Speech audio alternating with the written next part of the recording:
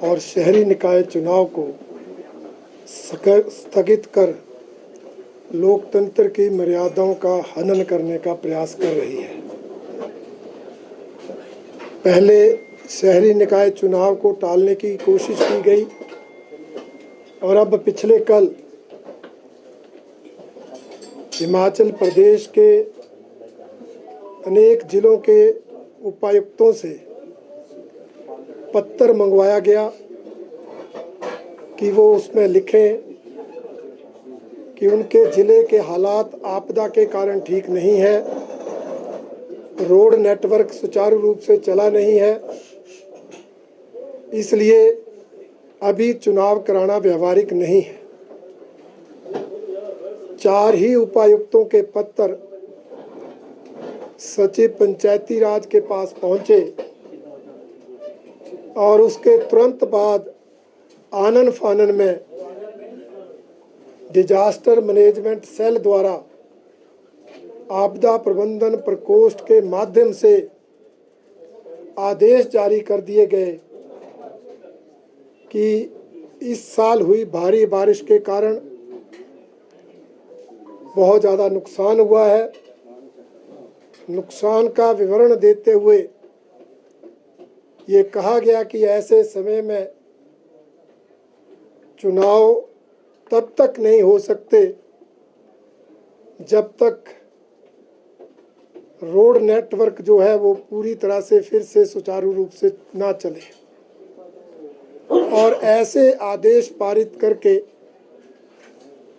उसकी कॉपी सभी जिलाधीश उपायुक्त महोदय को, राज्य निर्वाचन आयोग को और अन्य सभी विभागों के सचिवों और निर्देशकों को उसकी कॉपीज भेज दी गई। उसका चौतरफा विरोध होने के बाद भारतीय जनता पार्टी के नेताओं द्वारा उस आदेश का विरोध होने के बाद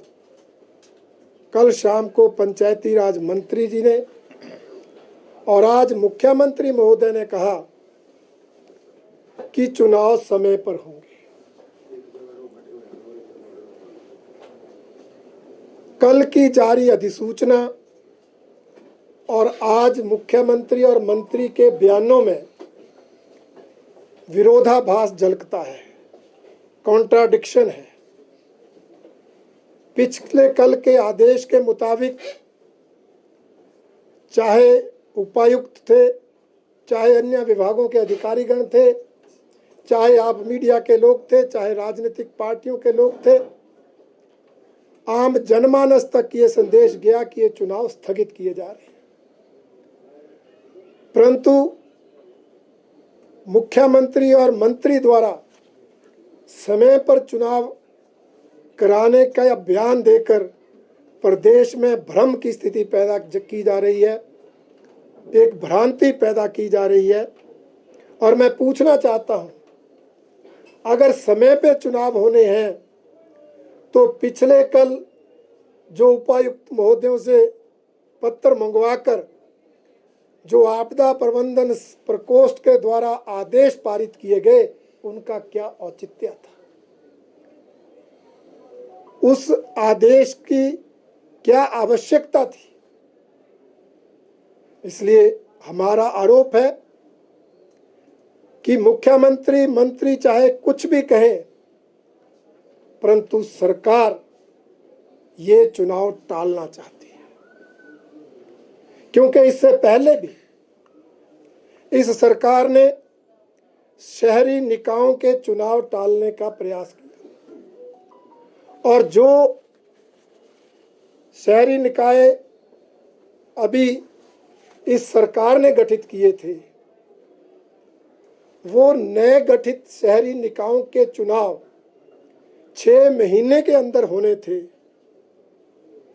परंतु इस सरकार ने वो चुनाव ना करवा के ऑर्डिनेंस लाया और ऑर्डिनेंस लाकर एक्ट में बदलाव किया कि जो 6 महीने के अंदर चुनाव कराने आवश्यक थे